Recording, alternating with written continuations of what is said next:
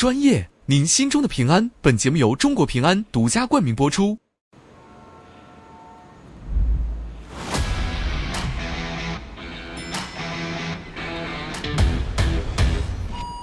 请通行。欢迎来到由中国平安独家冠名播出的《初入职场金融记》，代理人早上好。嘿，嗨，朋友们。文涛今天好帅呀！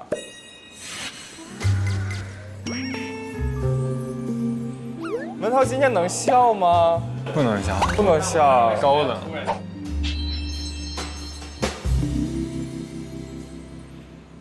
我要吃早饭了。完了，我在老师的座位上面吃饭被发现了。老师好，老师好，老师好，老师好。大家坐，大家坐。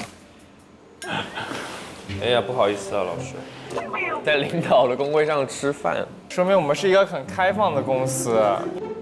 咖啡喝了吗？咖啡在这儿呢，在这儿呢。大家一天要喝几杯咖啡啊？得看公司给我报几杯。老师，您还没做自我介绍。自我介绍，好，我想等你吃完了。好，你以为老师愿意跟你聊这么多有的没的？你高情商应该怎么答复，刘璋？没事，老师，你可以把这里当做自己的家一样。我是来自于平安银行的刘俊，毕业于上海交通大学安泰经济与管理学院。之前呢，也担任中国中小企业协会企业家服务专委会的秘书长。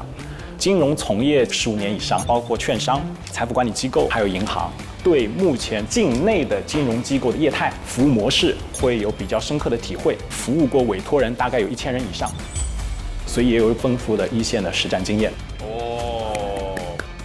大家现在有没有觉得，现在我们所处的时代变化很快，行业周期没有以前想象那么长，是不是会有一种危机感？那个危机感是职业过3到5年，服务模式、工作模式、工作内容都会发生完全的变化。年轻人包括中年人都有的一个焦虑。今天我们的主题就是守护再就业。今天的委托人是需要再就业的，但你们的职责不是帮助他选择行业方向，是如何做好他的托底，保住他的安全。今天我们有2位委托人，这是我们 AI 小出调出的我们2位委托人的词云。一位是当时我们小虎队的小帅虎陈志朋。陈志朋出道就已经是顶流了。大家好，我是小帅虎陈志朋，我喜欢唱歌，喜欢跳舞。包括拍了影视剧尔泰，让皇上把小燕子指给我，解除尔康的危机。但之后一场意外让他的事业跌入谷底。我的人生就像股票一样，飙到最高的时候，突然间下到很低很低。他一直希望能够重回高点，但始终没有再回到当时的高点。可能现在也是有工作，但是我觉得还不够累。就我希望工作是一直都有，一直都很满，会希望它是永远不停歇的。人生不需要回头，只能往前看。我不容许自己有那么多人生在挫败，所以我只能要求自己不断的更好。他当时的高开的流量，哪些现在可以复用的，帮助他来进行转型。我是看《还珠格格》长大的，也知道他近些年也一直在各个赛道上努力的耕耘，蛮想了解他的现状，然后帮他盘一下现在的风险的。还有一位是樊少皇，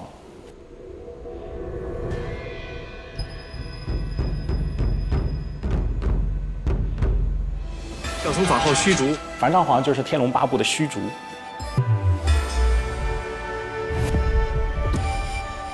樊少皇是功夫世家，最重要的一个标签是打星。我从2岁半开始进这一行开始拍戏，拍到现在50年了，没有厌倦过。动作演员如果长期你一点伤都没有，就是一件很奇怪的事情。我这一生啊，到处都是伤。我是家里的顶梁柱，受伤之后停下来不能工作的话，我是不是应该找另外的有一些可能不容易受伤，或者受伤之后还能继续有收入来源，能帮到我家里的一个工作呢？关注一下。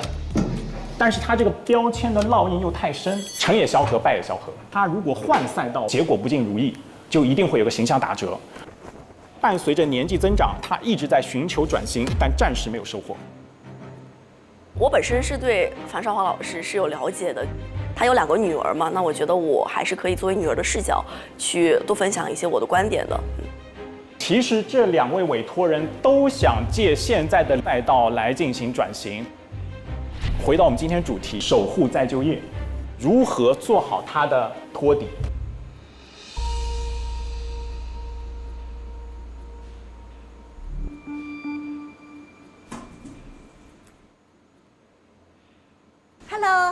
张老师好，老师你好，你好，张老师你好。我们仨几乎同龄人，我73年的。哦，对，所以我72，我71年的。对，所以你真的是我小时候的偶像了。谢谢。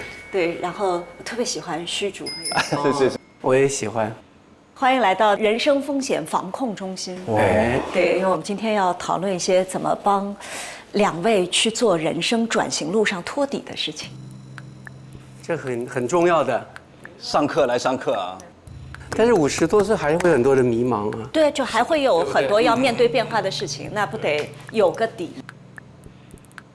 我让 AI 帮我生成了你们的事业大事件图，然后呢，找一找这个里面，你从1976年出道到现在，你做过几次自己完全不熟悉的事情？做几次？哦，我看到了一个，分在时间线上，就是在这里吧。带这个直播带货，那这个真的是。当时他们怎么说服你的？00几年的时候，曾经有受了一个大的伤，韧带撕裂，还就差那么一点就断了。医生看完之后，他说我要休息了，然后给我用那个板子固定好，然后我继续拍，因为其他的演员的档期在那了，我不想影响大家的进度，真的会很大的影响。我停了将近1年，接不上工作了。那其实随着这年龄的增长，其实慢慢就是也会担心，因为我也有自己的家庭啊，孩子也不是很大，现在还读小学呢。那我就是这个家的顶梁柱。如果我在拍动作戏的时候，就经常会遇到一些危险的动作，如果出了问题，受伤了，那怎么办？不能再拍动作戏了，那怎么办？所以也会想到，考虑一下，是不是我可以，用其他的方式去挣钱呢？来养家呢？那么辛苦去工作，为了什么？就是你们一家人能过上好的日子啊。跟经纪人大家我们也聊过了，然后大家有很多朋友也说，可以试试啊，就是所以就去试试，就直播带货。但可能真的不太适合我。我是一个话术不多的人，我不懂得去 sell 一些产品。我试了之后，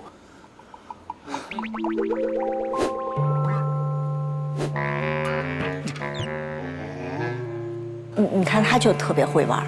来，我给你看他那个特别会玩的。我也有个 AI 啊。对，来找一找，你是用特别玩的心态去做你不熟悉的事情。这个团播。所以你现在是跳了2小时的扫腿。我没有休息，也要表现自己很活力的一面，也不愿意让大家看得出来好像跳不动的感觉，然后就拼了2个小时，我也不下来。后来他们说你的妆有点花，赶快把它拉下来。为什么要去做这个？因为我不能停下来。停下来会怎么样呢？我觉得会很无聊，会很没事干，很没有朝气，所以我必须要让自己一直工作起来。所以你一天都不想停，对吧？我当然不想，我才几岁，我干嘛退休？人如果没有活力的话，那就没有意义了。就停1天都会让你没有活力。停1分钟都不行。你知道吗？我们之前采访过很多委托人，都会问说你的计划退休年龄是什么样？别人聊的都是说，45岁吧，50岁吧，真的。他们疯了吧？你考虑过退休这2个字吗？这是你要坚决避免的事情，对吗不是避免，是 never， 不可以。 ？Never。自己曾经有一整年是掉到非常的谷底，一个工作都不会来找我了，就让人没有任何的斗志，那个是最可怕的。可能我的人生当中是真的比较需要被认可的。我对工作这2个字是永无止境的，会希望它是永远不停歇的。我就没有办法让自己太闲，告诉自己我还不错，不要管面子的问题，往前走就对了。任何的问题都不代表失败。你特别需要被看到。对。因为你真的是一直被看到，所以那个兴奋的感觉不能撤完了之后，你会觉得无聊。存在感，就是快乐的感觉要有。但你每次真的都又翻上来，这好大的本事啊！真的好大的本事。那要谢谢很多人帮助我。对，就是工作上可以聪明，但生活上就无法。就以前不懂，该签的也签，该赔的也赔。签了之后你觉得反正签了 OK 了，然后到后面就发现，你签了，那你要负责呀。对呀。因为也不知道为什么会掉到坑里，只知道我们都很认真的想往前走，往上爬，可是爬到那儿为什么没有勾上手就掉下去了？这都好多茫然。现在都一直告诉自己，就是事情发生了，第2天就要忘掉。虽然50多，还是面子还是很重要的，就不太愿意让别人看到你失败的那一面。不要管面子的问题，往前走就对了。任何的问题都不代表失败。所以我都不知道什么时候是我。他会觉得说，我始终要工作，我的退休是一个 never 发生的事情，那他的养老真的就要靠他持续的现实的劳务收入吗？年龄会长大，他的身体未必始终能扛，所以我觉得对于陈志朋来说，看不见风险才是最大的风险。我觉得对于樊少皇来说，他位列第1的风险，真的是他已经受伤的身体。在这样的情况底下，怎么面对事业的转型，这是樊少皇和陈志朋共同的难题。在行业的变局之下，他们有着共同的需求，那就是建立一道寻求再就业时能够给自己的金融安全底线。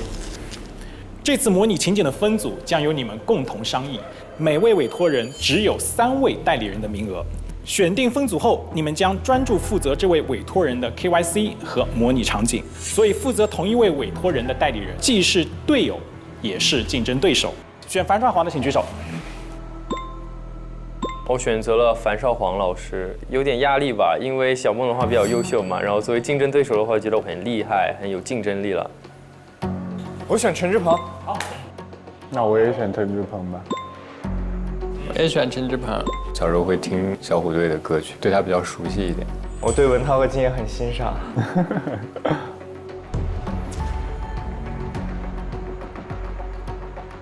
好，我先带樊少皇组的代理人前往洽谈室。好的。直接问。买保险就是买平安。本节目由中国平安独家冠名播出。上芒果 TV 搜芒果卡俱乐部，解锁签名照、入场券等超级权益。芒果 TV 首页下拉，玩综艺同款小游戏。樊老师好，我是孟雨桐，叫我小梦就可以了。我叫刘章，叫我小刘就可以了。小梦，小刘，小刘 ，OK，小梦，小刘。少皇哥从哪里？从香港飞来的吗？我坐的是高铁。哦，高铁。现在也很方便嘛。对，一般其实现在活动的话，就是香港、内地这边都会活动，对吧？看到您的那个成何体统，播得很好。是吗？谢谢。这个戏就是播出之后，很多人就看到了这北叔这个角色，就哇好刀啊，把我们就是他说就是弄得他们都哭。当时看到这个角色的时候，他们说哎怎么还要装女人，怎么对，还有那个反串的这个，我觉得还蛮有成就感，觉得这能做到这样一个角色。那比如说未来的话，可能还是就是相当于演戏嘛，可能有一些这种综艺还是都会去考虑的，对不对？其实我综艺做的真的不多，虽然其实我不是太会说话，哎，哥，你有没有测过自己的 MBTI？ 我突然很好奇 ，MBTI 你听说过吗？我测的那个好像是之前的，有一种比较简易一点的，就是什么 I 人。你应该是这个相对比较内向的人。I， 其实我挺内向的。啊。你知道我爸爸就是因为喜欢您之前一部戏，他的名字里面就有您之前那戏的一个名字，就是我爸叫，就是有了那个名字，真的。是。叫那个，叫这个。啊？他叫这个，就是因为看了这部戏。很武侠呀，这个名字。他就是喜欢武侠。哦，真的。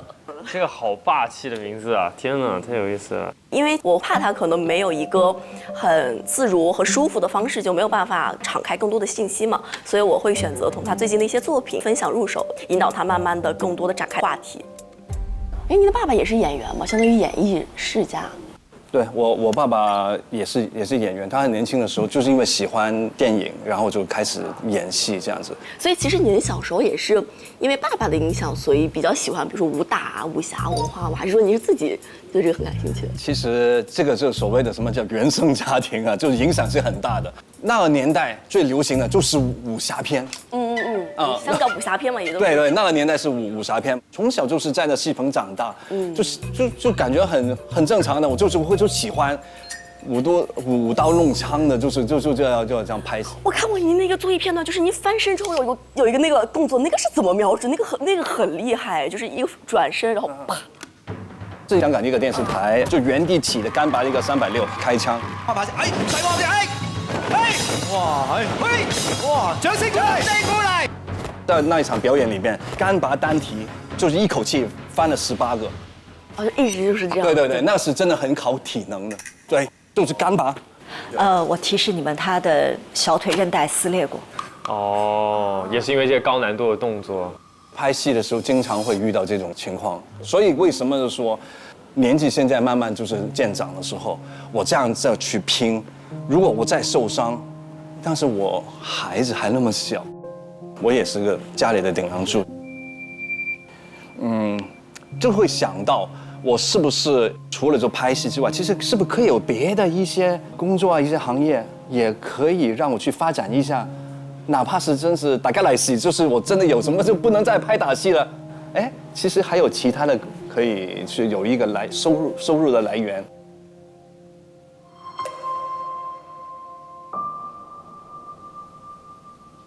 比如说现在想要做一些新的方向尝试的话，您还有什么，比如说其他很想尝试的工作、角色类型啊，都可以跟我们分享一下。我觉得还是要贴合就是自己的擅长的东西吧。我喜欢骑摩托车啊，就是可以做一些摩托车周边的很多东西，或者是我喜欢吃。虽然我要管理身材，但是我很会做菜啊。我也很喜欢做饭。你也能做饭吗？超喜欢。他做饭也很好。我超喜欢。对啊，就是光是一个炒一个咖喱鸡、咖喱牛腩、咖喱的，我就可以分出很多种不同的咖喱。哇，那高手啊，高手！广东、香港做茶餐厅做的咖喱，其实味道是不一样的。然后马来西亚的咖喱又不一样的味，印尼的又有印尼的味道。你在家里会自己做饭是吗？对，我自己也会做饭。我喜欢做饭。我觉得樊少皇老师他是一个非常有事业心的人，在聊他自己感兴趣的事情，他是两眼放光的，而且他是可以聊很多的。比如说，他就主动提到了摩托啊、做饭啊，其实都是他自己很想要去主动分享的一些方面。少皇哥呢，他的这个国民度本身就在这里。第二，他炒菜非常的厉害。如果他去考虑做饭这件事情放在自媒体上，是又有意思的一个讨论点。因为今天其实我们的这个主题叫守护再就业，除了这个主业以外。你跟我说你的爱好以及我对你的了解，有一些低风险的，我觉得完全可以去尝试的东西。首先要利用到您的这个国民度。要知道中国有很多人，大家都看过你的戏，看过你的电影，大家对你的这个主要的认知是你的这个武打明星，或者说是一个很壮汉的一个形象。但是您温柔的这一面，包括你这个很顾家、很会炒菜这一面，其实没有展示过了。我会觉得，比如说在小红书，你可能可以做一个咱们这个武打演员先去做菜这件事情，还是比较新鲜的，而且对你的粉丝来说是一个很有冲击力的一件事情。你做饭做得这么好，这个东西要做好，它可以添加很多小的意外收入，而且它对这个人设是反哺的。如果你的人气上来了，未来去接更多不同的戏啊、综艺啊，都会有帮助。哦，但是这个是需要一个团队去做吗？还是说我自己就拿个手机或者是自拍杆？完全可以，自己也可以的。因为我只有到菜市场去买菜嘛，我有时候也会在拿起来拍，但是也拍不好。您现在这里的这个宣传团队是怎么样的人呢？在杭州的，在杭州有一个团队是吧？对。哦，对，可以，哎，对呀，就为什么没想过？其实对啊，就交给他们剪的好。对，一个是交给他们剪，因为刚新签的。然后你可以跟他们去开个会，你可能需要在这个本地要找一个自己的助理，然后去帮你拍，然后他去把控。好，挺好，这个建议我觉得挺好。我觉得一开始是更多的话题的引入是我在负责，可能聊一些他更多生活上的一些细节。那刘璋可能更多的是把我们的话题更收束在专业的领域方向上，给他进行一些比较专业的介绍。所以我们俩其实这个分工我觉得还是挺好的，就有张有弛。我想了解一下您对自己这个资产的配置啊，这个东西不要觉得它是一个很可怕的概念，其实很简单，就你名下这个资产大概是什么样的分布？是有房子，还是说全是现金，还是说有房子有现金？是了，这个不用太紧张。没有，就因为这个事情呢，我得好好的说一下了。其实今天我来之前，我一直都很担心。为什么？就是什么要规划自己，什么就是投资啊、金融啊这些东西，其实我真的完全是一个小白，完全不懂。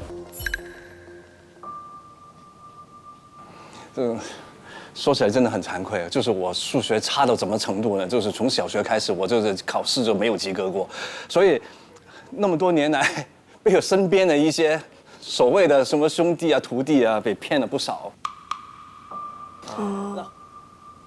那后来就是遇到了我现在的太太，帮我把控这一块，就是在财政那个，她帮我去把控，所以我现在其实我不太了解我到底有多少的，就是收入什么的，也有买一些就是保险啊。就是这些就是都有，孩子也有买这些。那挺好。那他其实是在这个方面还是一个比较有概念的人，是不是？对，真的是我完全是就是信任他，就交给他就好了。他说这样子我可能就不会那么容易再被人家骗钱，就交给他吧，就是每个月可能就给我一点零花钱。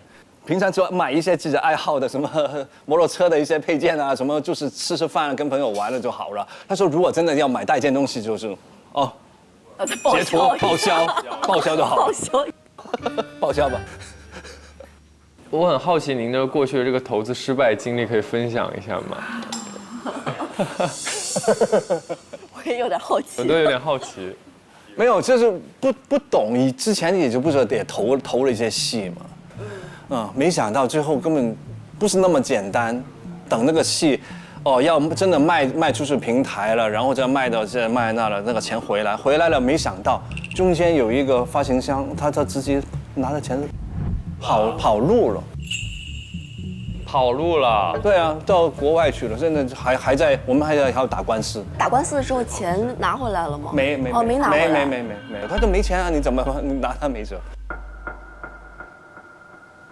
咱们的经纪合约是自己的工作室吗？还是说有签给其他的公司这样？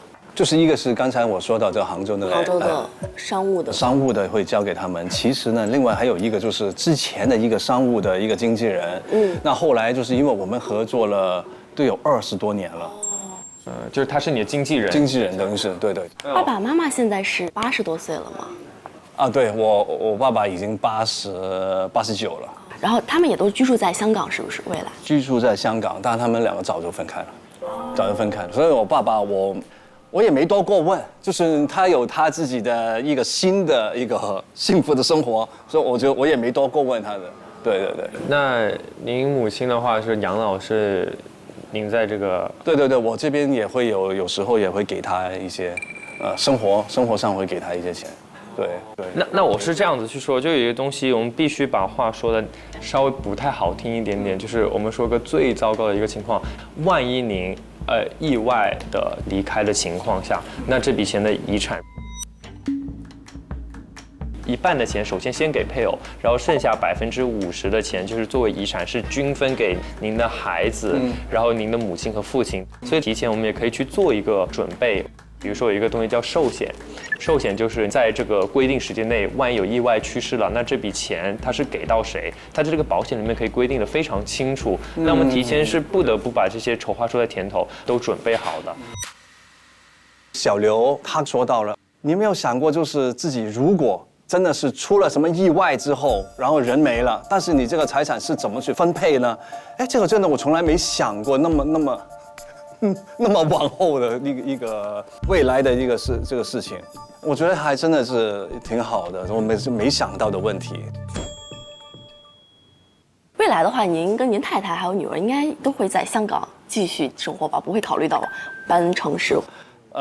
有可能我们会回北京，因为其实我们在北京生活，我在北京生活了10年了，然后是最近这2年，就是想让孩子有一个新的环境，把那个外语继续学好一点。那孩子教育的学费对于您来说，在未来是重要的开支。我们会大概给您就是打开一个表格，然后你可以看，哎，如果你的收入在哪一列，然后它就会有一个很具体的这个信息，大概要怎么去配置你，让您看一看总共这个到底要花多少钱，心里有个概念，有个底，你就知道你有多少钱是必须留给学费，多少钱可以拿来去做投资和创业，多少钱又要给自己的这个金钱去上保险。对对对。我补充一点，因为我感觉你是非常爱自己的2个女儿的，然后这个部分可以跟我们妻子共同去协商，留出来一部分用于孩子的备用金。因为比如说现在的小孩可能接收到信息很多，你也有可能怕他乱花钱，或者说我爸可能也怕我，比如说被别人骗，所以其实也是可以通过一些比较好的工具，让他也有一个比较好的理财观念。我觉得这个也是你比较需要的。理财的观念，我觉得这一点真的是从小，我觉得就是要让他们要懂得。现在我都很害怕，就是她那么天真啊，会不会以后被她的男朋友给骗钱了，或者她的什么那些闺蜜给骗了？我爸爸一定是有这样的担心的，因为都是宝贝女儿，就觉得没有男人配上我的女儿的。你要先打赢我，你才可以，就是他们都很专业、很成熟，就点醒了我真的要注意这些事情。时间到了，时间到了啊，那你们回去准备方案呗。可以，没问题。好，没问题。今天应该会很有收获了。好，行，那我们等一下见哥。好，一会儿见。拜。我说实话，他是非常有差异化的一个人设。对，你在小红书上找不到任何一个他的竞品。绝对没有，绝对没有竞品。对，而且很有魅力啊。所以是很具有吸睛的那个热点的。你们聊得如何？我们就是太顺了。哪里简单啊！你不要在那大放厥词。他就是我是一半是这样的，我们先把他刚刚那个关于那个 MCN 那个东西，我们做一些计划，然后接下来我把保险配好就行。因为我看他这个样子，应该也是那个家里钱应该管得挺好的。感觉他也很信任自己妻子，因为我觉得他如果自己没有这个想法的话，也不用他强行管。但是他有一个概念也是好的。对，我其实就是我给他一个新的信息，拿回去跟妻子做一个沟通。他的风险主要在于他对自己的这个保险状况，还有这个财产状况是完全没有了解的。他得知道自己需要赚多少钱，对他们这个家庭来说是到了一个完全安全的这个线上，他不可以完全没有概念。还有不错哦，还有不错哦，还有不错哦。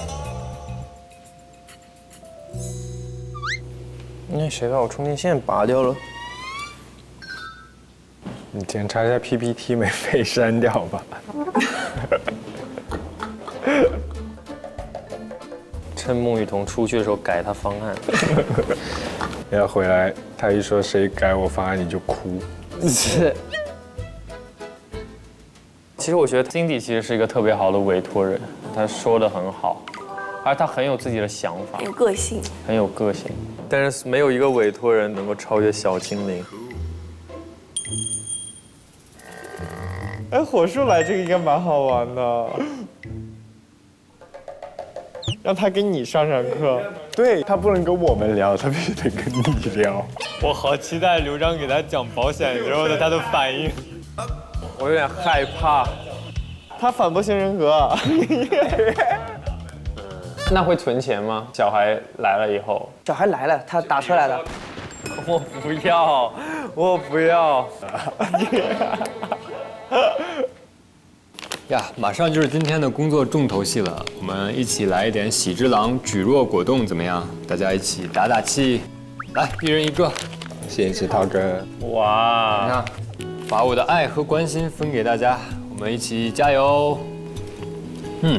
好吃，好 Q 弹。哦，老师好。接下来呢，我就要把樊少皇的模拟场景资料发给大家。樊少皇即将在练功房约见经纪人，一起探讨由经纪人提出的事业规划。樊少皇是渴望代言的艺人，张泉灵是新公司的经纪人，陈志朋是樊少皇的武馆好兄弟。代理人目标基于事业规划的内容识别其中的风险，并给出合适的金融建议和方案。先强调几个重点啊，樊少皇的模拟场景，不是让我们的代理人直接给樊老师转型方向选一个结果，而是帮助黄老师要分析不同转型方向背后的风险，他的最后的底线是什么？这个底线尤其是针对他自己的家庭财务安全和自己的财务安全的底线。根据转型的风险给出金融建议。小孟和刘璋这边可以考虑的叫做标准普尔家庭资产象限图。标准普尔家庭资产象限图就是这样的，4个象限是针对家庭的一个配置建议。第一个象限，你要有活钱，随时用的，一般性在5到10。第二部分叫做保命的钱，如果一个家庭当中有人发生意外，有人发生重疾怎么办？大概在10到20。第3部分叫做钱生钱，投高风险资产的钱30%。最后一部分叫做持续稳健增值的钱，这个部分就是存单、年金、大额储蓄、储蓄型保险40%。比如说它的安全垫和它的压舱石，其实是指第2象限和第4象限加起来吗？太对了，我觉得2和4加起来应该60%左右以及以上是比较合理的吧？合理。好，你们开始准备吧，然后有问题随时到隔壁可以来找我。好的。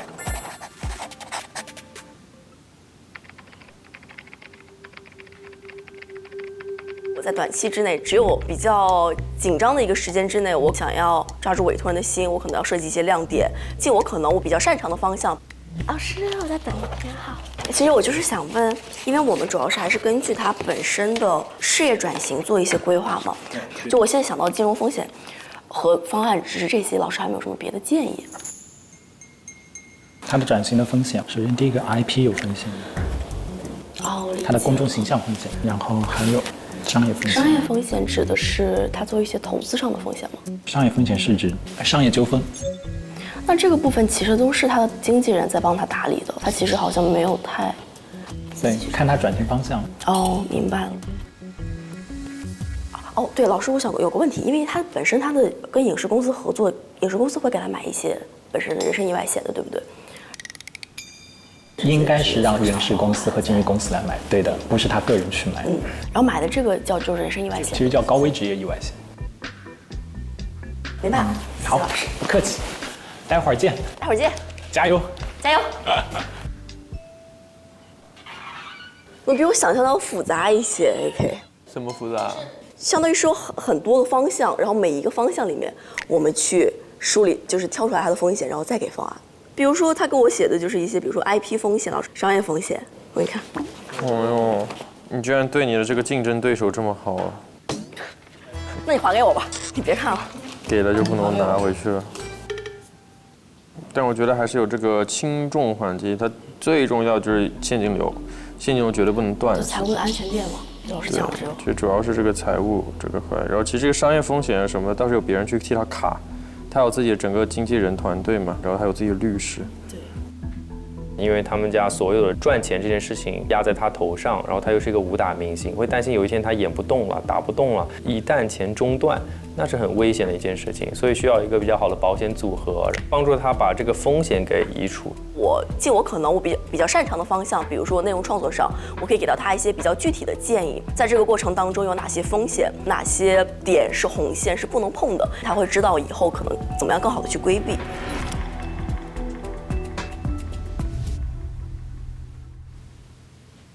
平安这个快捷服务一句话就能办事儿。哎，今天委托人樊少皇他说的是粤语，那我来试一下他能不能听得懂粤语。帮我揾個穩定嘅理財產品。哎，还真能搞定。那以后用户们有方言需求，可以直接对着手机说句话，就能交易、能融资、能理赔、能救急。平安快捷服务，一个入口，一站式解决，确实省心。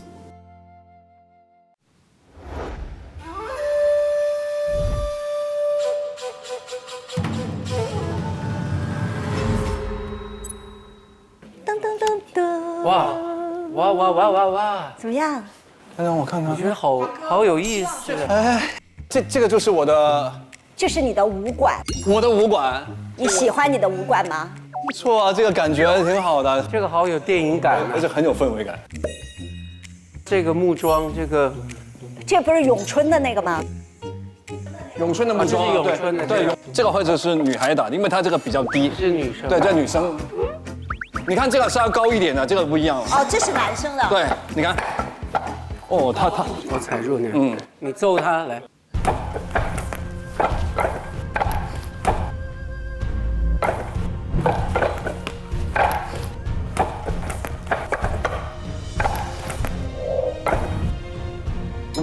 真的不疼的吗？对，其实是不疼，它不能用使劲，就是不能就硬跟它去扛。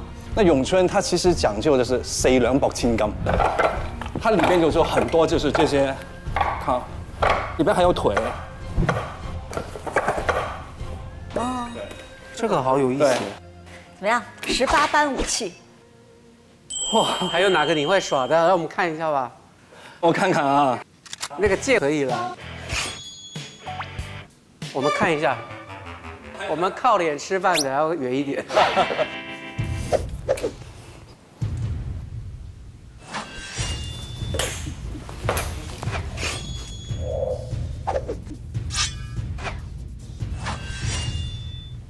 你看这个架势，就是好看哦。对啊，其实我挺蛮喜欢练剑的，我现在还是有时候，我骑摩托车，我背着把剑到山上去练，好看的。哎，这个场景你看你就放松吧，然后你放松呢，我们就能好好的谈一谈未来转型之路。这个多好啊！接下来的那个场景里，我会是你的经纪人，我会来帮你设计你的可能的转型道路。然后这个过程当中，你会有3重保护。首先是我们的代理人，这是你的第1重保障，就我提方案，他们来帮你提哪些东西可以保护住你。这是你的第2重保障，他是你的好朋友，他既要看我靠不靠谱，又要看代理人靠不靠谱，对不对？就是我提的方案靠不靠谱？你有经验，你各种各样的事情都做过。还有我们的金融专家刘老师会对代理人随时提出质疑，他会来帮你盯住代理人们靠不靠谱。还不错吧？很靠谱吧？我去接专家哈。好，哎，有好多我之前的那些拍的戏的剧照。这个是那个叶问，这我好像有看。对，叶问里面的金三草。你真的在打的时候，你是没有替身的吗？没有，是我自己做的。它里边有一个老师，他是那个北方拳的，然后我把他的拳术，再把我自己的那套拳，把它融合起来。现套现拍嘛，对吧？对，而且洪金宝啊，哦，大哥啊，大哥。其实这部戏，大哥真的是帮助了我很多。他给你很多每一个镜头指点。对，这个镜头你这个眼神怎么去演这个戏，就那种感觉啊。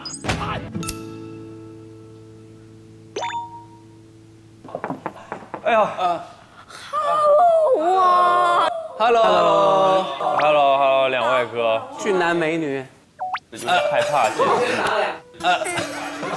你们先打2套拳。别走，你给我多点意见。你要教我一招啊！我要那个趁机偷学，能不能？你想学吗？就是一个中招式动作，简单的就是入门。来，妹妹来，谢谢。你可以就是先这样子，对，远一点，因为他可能不会操刀。刀柄在腰间这里，然后呢从这边过，你看从前面过，对，过来这边。哇，好哦，这样子嘛，你让人看，无脑。对你这个东西就是做顺。哇，帅啊！哇。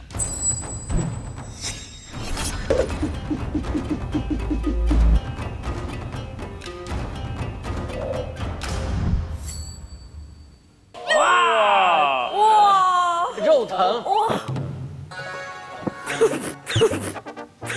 你想干嘛？要试一下。你试一下，我会努力的。从脖子，左手托掌。这么快就学上了？对，永远不要是这样伸直啊，就是留一点沉走。哦，哇，好看好看！哇，好厉害啊，哥，你 respect， 潇洒。我详之一打，我们各自归入各自的角色。1、2、3。马老师，其实考虑到现状的话，我认为您的身体的状况是特别需要被关心的。因为上午通过跟您的访谈了解，他的小腿韧带撕裂过。哦，也是因为这个高难度的动作。拍戏的时候经常会遇到这种情况，是不是可以有别的一些行业也可以让我去发展一下？我了解2个孩子也都小，所以我们要找到一些平稳的过渡和转型的方案。我是做了一个事业规划的，做内容设计就一定要9分针有1个坑。我整个的设计方案极其的完整，特别诱人，但是有一点点坑，那些坑都埋得挺深的。所以这个设计里面，我希望我们的代理人是能够及时的在里面识别到风险的，并且用合理的金融工具去化解这些风险。第一个相对来说是非常温和而稳妥的方案，维持武打明星的这样的一个现状。像最近的戏就认真不错，让大家意识到你不仅会打，而且有非常棒的演技啊，甚至可以反串，特别好。其实现在接戏也非常的看数据，不仅需要你有口碑在那儿，它需要你有持续的曝光度，这样才能保证大家继续有好的角色想到你。所以我们就在短视频和直播的领域里面，稍稍的开始做一些小的尝试，然后慢慢的把网络上对您的认知去做加热，去破圈儿，让您有新的粉丝，这个才能带来新的商业价值。我觉得很好啊，这个。你觉得可以的话，就可以在下面签个字。哎，这个我们很重要，签字很重要，一定要看仔细了再签。哦，这个其实没有什么法律意义，它只是不，就算没有法律意义，它还是要看清楚的，是不？对，肯定要看清楚那个剧本啊。碎片化我觉得维持热度，经纪人应该是可以帮你做得到的吧？那必须的呀。你要承诺，你要不要先帮我们签个字？如果我签了，我就是不专业的经纪人了。哪个经纪人可以直接签说我一定能帮你拿到那个节目呢？都是去谈的嘛。所有的骗子都是爱承诺的。但你不是骗子啊！对，所以我做不了那么多的。你可以真心的写下你的承诺啊。真心，志鹏哥，我很尊敬你，但是我做不了。但是我做他好朋友，我必须要跟你有一点这个说法。有一点我跟你特别像，我不能说自己不相信的话。直播卖东西的时候，不相信的话你说不了。对，我做不到的事情我说不出口。这个我也明白，就是这不可能说一定100%。等一下，你不要被他拉走。他可以写一下那个备注，他能够调整到什么？志鹏哥，你以前的经纪人有帮你做这种承诺的吗？我不是，我现在是他的好朋友，我没有经纪人，我是个素人。我们作为金融代理人啊，因为其实经纪人姐姐刚才讲的也非常好，少皇哥对于整个武打方向的 IP 以及角色来说，都是一个引领项的作用，是个风向标，所以我觉得这个完全是非常适合您的。只是这里面有一些风险点可能需要考虑，比如说像长剧持续到短剧赛道的一些转型，因为其实短剧这个行业是近几年刚兴起的一个行业嘛，它可能存在这个行业的一些不合规的问题，有一些低质量的短剧啊，可能会一些恶意的引流，所以我们在接这类短剧的时候，希望经纪人姐姐一定要是经过资质审查合格上线的，并且里面的角色一定是我们人设比较好的，在合同里面明晰的一点是要给我们的少皇哥去购买一份高危的职业意外险。是，那剧组买还是我们公司买？剧组和公司都是可以购买的，但是建议是剧组去片方去购买。合同里面就会写上。你们以前是有的，有，一直都有。那可以双方都买吗？买2份意外险不会被赔2次的。没错。我觉得其实可以配置一份高价格的医疗险，让你在各种情况下，如果说你生一个大病，然后这个去医院看病可以不花钱。同时呢，要知道以你现在这个条件，它的保费会比一般要高很多，因为你是这个高危类的。他买会贵，对吗？他买一定贵，一会贵，一定会贵。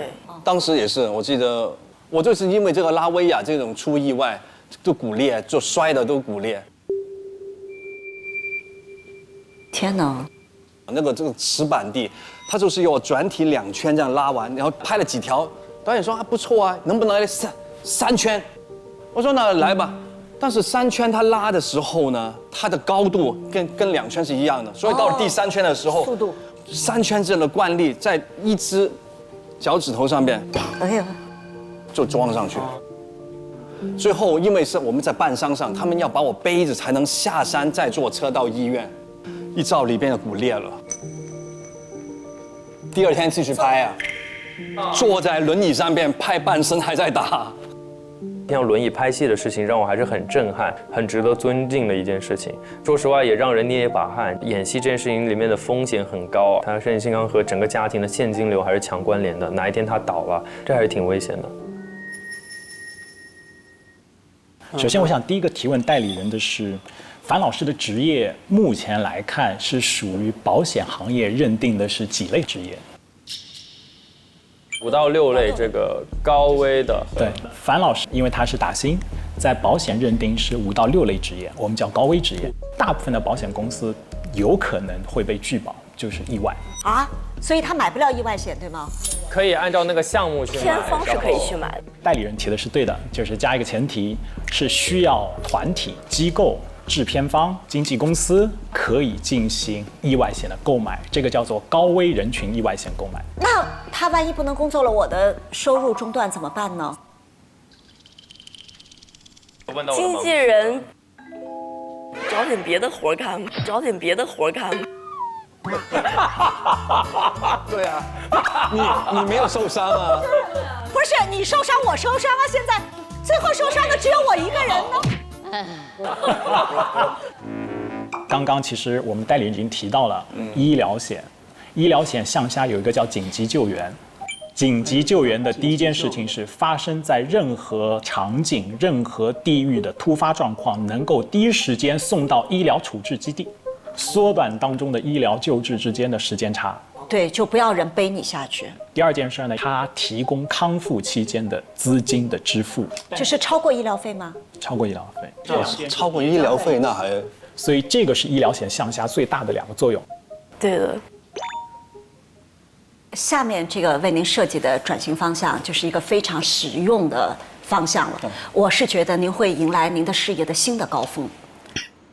我先给你设计了一个新的账号矩阵的设计方案。您不喜欢的事情您做不长。对啊。所以我就把您喜欢的事情都输给了我的 AI。AI 找到了一个非常好的方向，叫做骑最野的摩托，做最暖的家常菜。我喜欢骑摩托车啊，我很会做菜，几乎没有竞争对手。我怎么突然有画面？去外面打打杀杀，回家之后。做个饭之后，比个爱心，穿个小围裙，做饭。哥，我已经设计好了你的第一支短视频，你可以颠勺啊。对啊。你颠勺是可以用武术的呀，厨神啊，带武术感的厨神。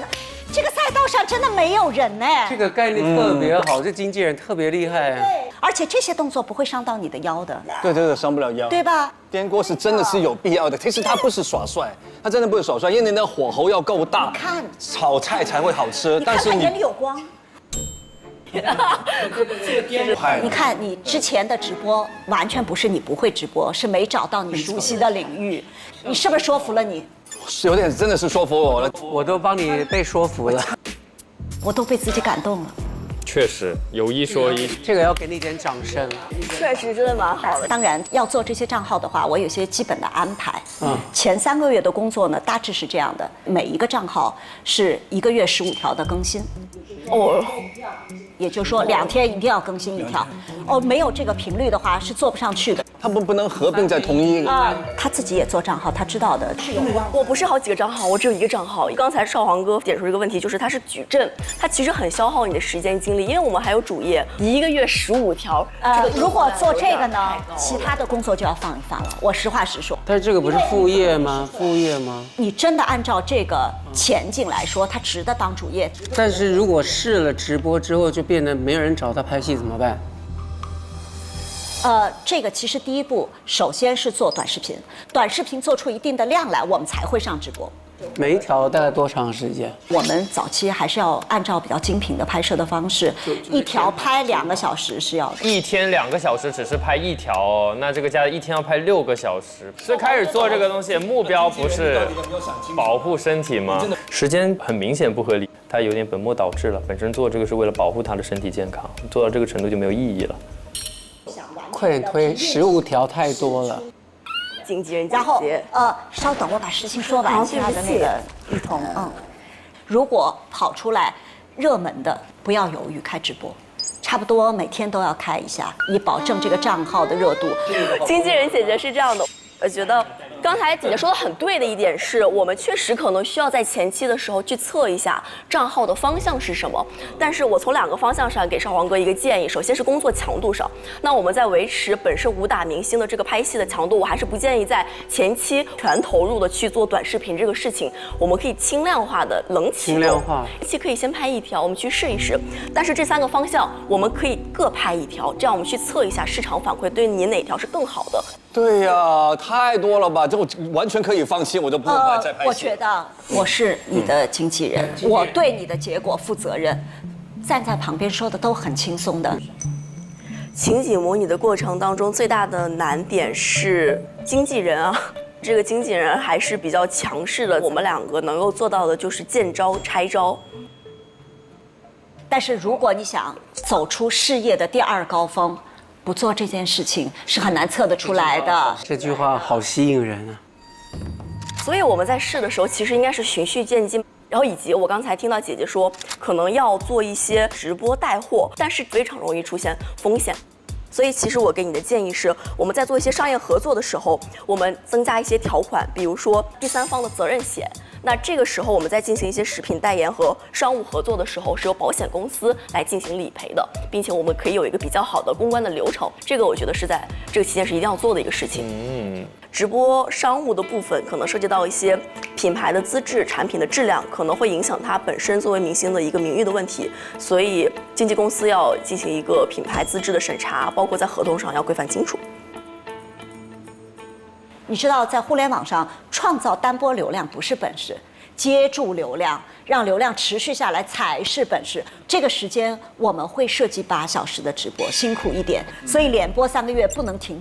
连播3个月，有些代价是要付的。做账号有很多投入的，然后这一部分都是公司垫的，但前3个月你拿走大部分的佣金，后面我们再谈分成。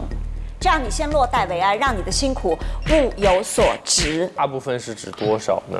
我们可以谈嘛，但是我先承诺你拿走大部分，就这个账号拿你的账号开，就这样，我整个流量资产归属是落到你身上的，不是落在公司的。有风险，就算直播账号是用您本人的身份证认证的，如果这个账号是公司投流把它扶持起来做大做强的，有可能在法律上这个账号会被判为公司，那所有这个账号的数字资产就消失了，它是一个很大的风险。这个风险那可以在前期就是先另外再签一个合约吗？是要在 MCN 的合同上要签订的，比如说这个账号的归属问题。经纪人姐姐，你签吗？这个你签吗？姑娘好懂啊！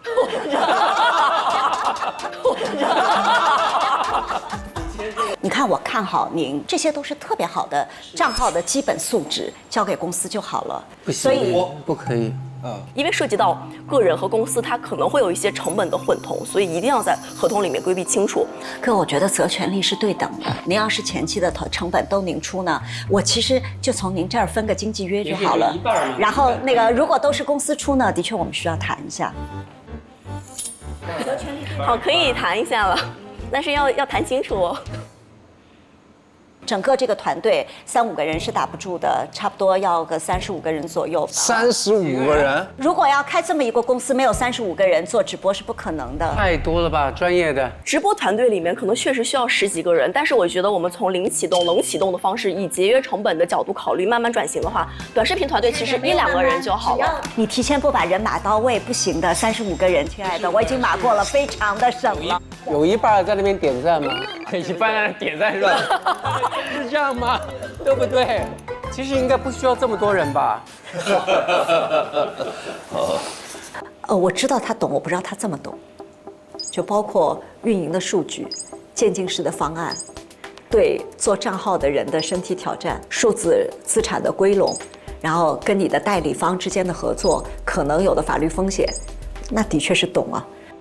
稍微总结一下直播带货这个方向，首先是我们在强度上一定要前期是慢慢来的，保障您身体的素质。其次是互动分享类的直播是非常适合您的，但是可能我们前期就把它作为一个跟粉丝沟通、互动、巩固粉丝的一个方式。如果真的这个方向好，我们可以再看看后面要不要启动直播带货这件事情，是一个循序渐进的过程。加入芒果 TV 会员，每周2中午12点双更会员抢先看。打开芒果 TV， 搜索芒果勋章馆，完成初入职场勋章任务，解锁多枚专属限定勋章。进入智能电视应用中心，打开芒果 TV 电视端，大屏4K 更清晰。黄哥是这样，工作的时间我们还可以商量，但有一点，这个我作为经纪人是比较坚持没有的商量的，就是你可能要做一些非常有网感的事情。网感。你最近你知道你在网络上最重要的梗是什么吗？什么梗？就是你演的那个新角色北叔可以反串。看到您的那个成何体统播得很好，谢谢。这个戏就是播出之后，有人就看到了这北叔这个角色。所以大儿，你是如何得知这世上有我这好人？真的就是你的那个反串的镜头，很多人点击量非常的大，所以这波流量来了是不能浪费的。因此呢，我给你接了一个新的商务，就是卖口红。我直接就有。这是非常有网感的一件事情。直播带货一些我自己根本不适合的。你不要皱眉头嘛，你要有网感嘛，要有娱乐精神嘛。网感啊！你要向大家推荐这支口红，用在你的铁汉柔情的嘴唇上。然后呢？这个就你自己设计一下，你舒服就好喽。你来当副播喽。我当副播啊。来。对啊，怎么说呢？你不要皱眉头，哥。我又皱眉头了。对，因为我就遇到难题了嘛。那个经纪人刚刚不是说了吗？你演那个戏的那个角色是什么？北叔用北叔方式来，不可以吗？好，我们各部门准备好，直播推流开始。来，欢迎大家来到凡上网的直播间。那今天帮大家来推荐的就是我们关于一个女人的美与漂亮的开始。当然，今天少皇哥也帮大家来推荐一个小东西。来，少皇哥您说。好。今天我不是少皇哥，我是来请成何体统成何体统？北叔是的，北叔其实也是北嬷嬷，也是北姨，除了能武，其实他还有一个武器，是这个，哇哦，这是什么呢？红唇。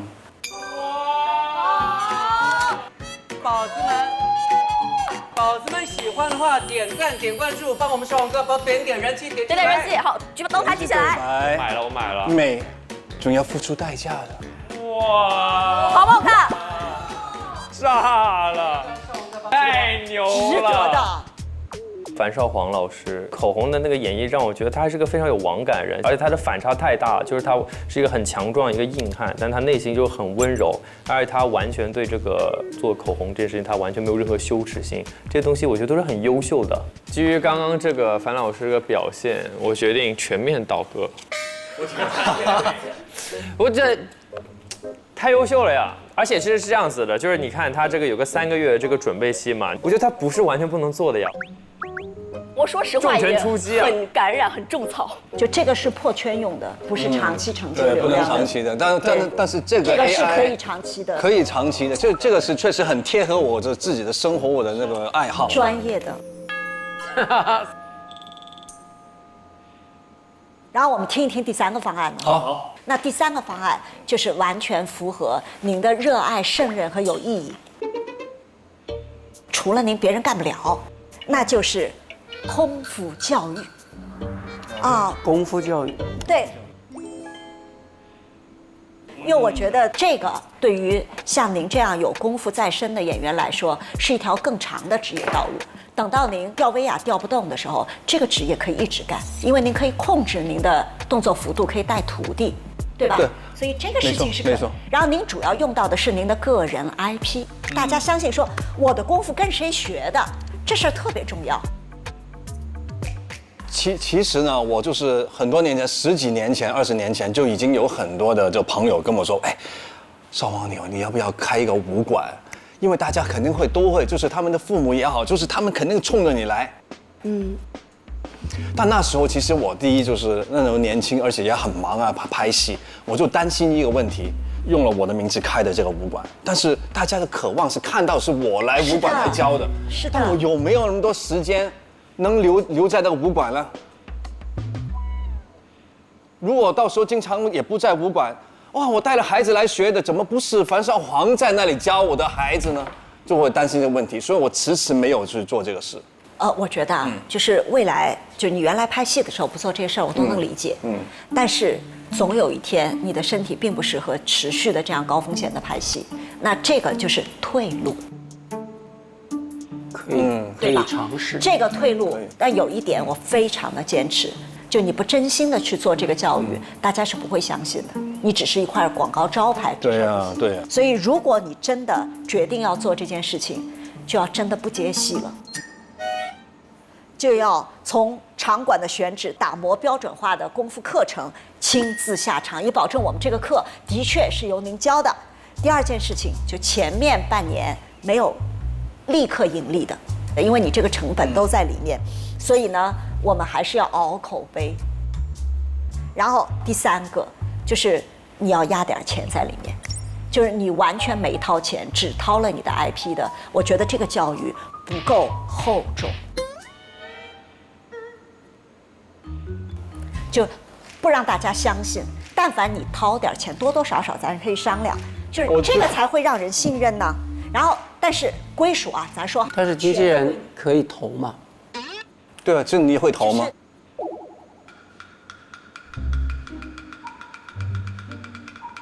就是你看，你要自己掏腰包嘛。作为开店和团队运营的，你要自己掏腰包是你打上去的呀，经纪人可以一起投资啊。我是经纪人，不是投资人呢。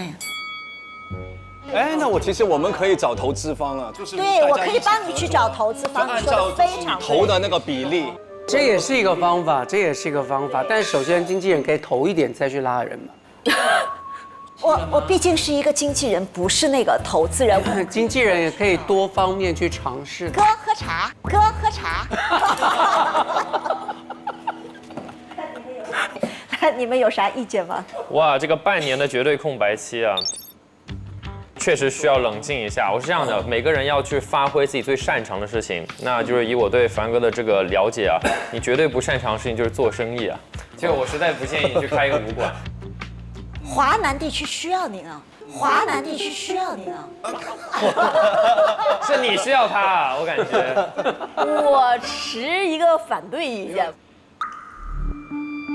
因为是这样，我是觉得我们是可以去尝试这样一个实体性的创业的问题，只是我们在前期我们可以引用一些投资，我们去规避一些债务和责任的风险，并且我们也还可以采取一种方式，是我们可以用品牌授权的方式，这样的话其实就是不用完全消耗您本身的个人 IP 和形象，在这个课程设置上，您就可以作为 VIP 大师课，我们定期的，比如说全国的巡演啊，巡交啊，可以没问题。全国授课，我是觉得他可以不用就是办一个这个实业的馆，但是像你刚刚说的，就是以一个教师的身份去做这个事情还是比较合理。他搞一个团队专门就是帮你去搞怎么样上课。如果我不重新起一个武馆的话，那我是怎么去做的？就是线上做吗？比如说我们可能在前期启动的时候，我们就是可以通过直播的方式，线上线下的引流嘛，因为您跟粉丝互动，他们也会吸引他们来到场馆里面。可能刚开始我们是一个低价的9块9的体验课，那他可能吸引之后，他就可以正式的买这个课程，其实都是很好的一个方式。我觉得几位代理人啊，他们都很专业，懂我，真的是了解，就是我想要什么，而且是结合着线上线下，站着我的角度，去帮我去找出一个更适合我的赛道，都不错，真的都很好。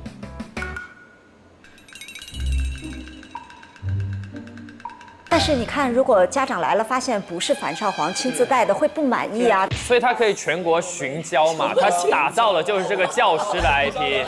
哦，寻招，然后再把这个就是骑完摩托车骑下来，炒完菜，我们再练一套拳吧。好，我们恢复原来的身份了。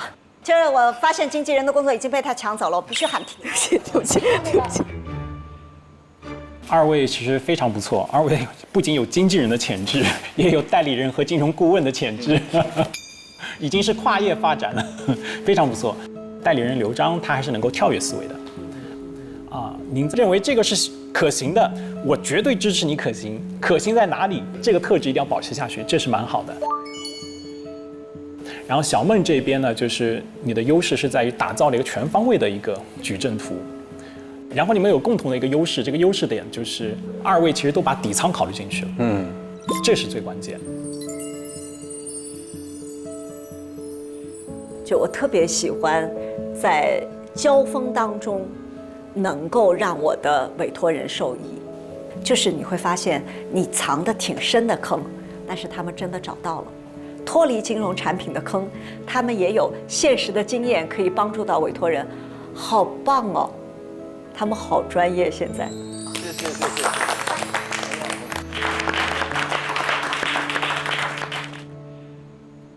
那个，我跟你们说，你马上要面对一个特别严峻的事情。我们节目最后都会选出一个最受欢迎的代理人称号。我们俩都拿了2次了。对，他们俩都拿了2次，所以你要在他们当中找出那个你今天最满意的代理人。这是一个很现实的问题啊。这弄得我好大压力啊！不要太压力。不要压力，没关系。其实我觉得他们都是年轻有为，就是而且又专业又很阳光，我觉得就是他们给我的印象真的是非常的好。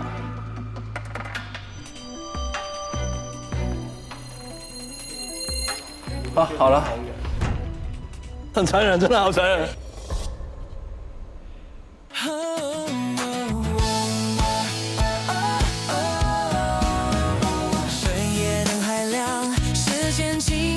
成长，迷雾里有讨好，独行也不慌，让承诺凝成钢，给风险做减量。年轻的旅程通往从容的远方，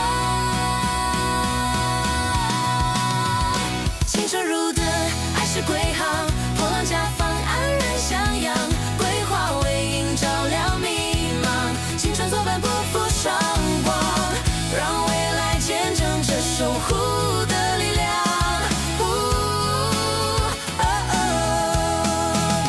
当变数轻轻扣窗，时光漫过手掌，一直温柔守望，换未来晴朗。